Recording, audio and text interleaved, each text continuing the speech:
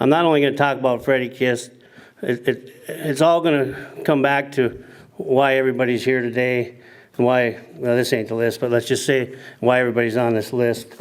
And so it's going to take more than 5 minutes, but because in all reality, it's going to be, when I'm all said and done, what Fred Kist, whoever don't know Freddie Kist, we'll know him when I'm done, because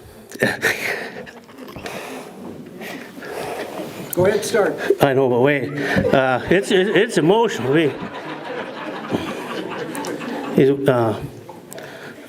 We go back, you know, my grandfather and his grandfather were joined at the hip, and my dad and Freddie Kist Jr., the one we're talking about today, were joined at the hip, and me and Jerry as young boys were joined at the hip. So this is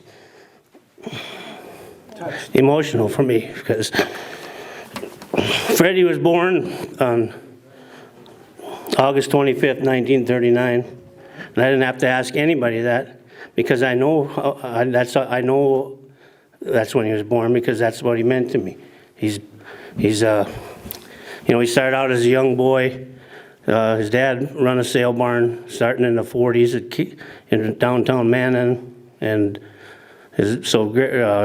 Freddie grew up around the sale barn, cattle, and somewhere along when he was a young boy, he decided he wanted to be a cowboy, and he wanted to ride bulls and broncs and bulldog steers and rope calves, and he'd put his mind to it. And you know, high school, when he went there, when he was first time he ever went and won the state, you know, and then he quit school, you know, and his parents, you know, his parents were against the rodeo, so he had no help. Whatever he did on his own, and till one day he fought it so hard. I mean, that old Fred Kist said, well, if you're going to do it, you better practice. So he built him an arena. Me and my brother Jerry rode in that old arena behind the sale barn, but he built him an arena. And they come, Dickinson State College come recruiting him. Well, he didn't have a high school diploma, so they got him a GED. And he went to Dickinson State College, and the World Finals, Canadian College Finals was in Klamath Falls, Oregon. And lo and behold, Freddie Kist just went and won it all there in the bull riding. He won a lot of all-around titles that people don't know about, because he rode bareback horses really well. He wrestled steers really well, roped calves really well. Then he went on to, you know, the state RCA, there used to be a state, and went up to Minot and decided he'd go there, and well, lo and behold, he won that too. But, you know, and so he was a great cowboy and great at whatever he did. Practiced, you know, when you shook Freddie Kist's hand, your hand was gone, because he had the biggest hands, and he did. And my dad said when he wanted to rodeo, he had one of those things, and he just all day long, he'd be building up his strength and his grip, and you know, I could still see the pictures in his basement, and where he's spurring these bulls in the neck like he's riding a bucking horse, and my dad said he had no fear. And I was talking to Harry Olson, and Harry said what really, he said what he couldn't believe was he never seen him nervous. He said he might have the rankest hookingest bull in the pen, and he would just be back there eating a hot dog or something, you know. But and you know what? It all makes sense, because that's the way Freddie was his whole entire life. I'd never seen a man get nervous, excited. It was, you know, he was game for anything, and he had a heart as gold. You know, you know, if you wanted to do something, yeah, sure. Or if you ask, you know, if something was going wrong, he said, it'll be okay.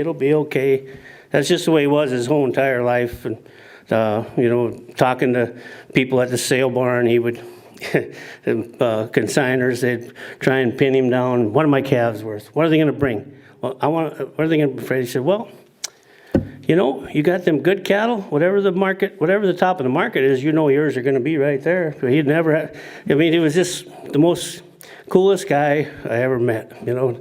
And, you know, when you say a cowboy, here's what a cowboy is to me. When you put this hat on, you have a responsibility. You know, it comes at a price. You have to live your life. You have to walk with integrity to be a cowboy. You have to be honorable. You have to, your word is everything. You know, whatever you do, that's what a cowboy is. When you're shaking a man's hand, that's a deal. It's never falters, never, and all that stuff to me is what a cowboy. You don't have to wear a cowboy hat. If you do all that stuff, you are a cowboy. You know, way back way before any of us, there was cowboys that settled this country. And the only one, you know, if you were a horse thief, they hung you. You were no longer considered a cow. You were out of that class. If you rustled cattle, they hung you. You were no more a cowboy. If you were a bandit or an outlaw, you eventually died off. And the cowboys stayed because they never faltered. They were that kind of man. And everybody on this list, that's why they're on this list today, because all them other ones got weeded out. But the people that stayed cowboy and lived the cowboy way, the cowboy code, and, you know, Freddie Kist might have traded his cowboy hat in many years ago for a red cap that he wore, but he never quit being a cowboy. And he was one of the greatest rodeo cowboys North Dakota had.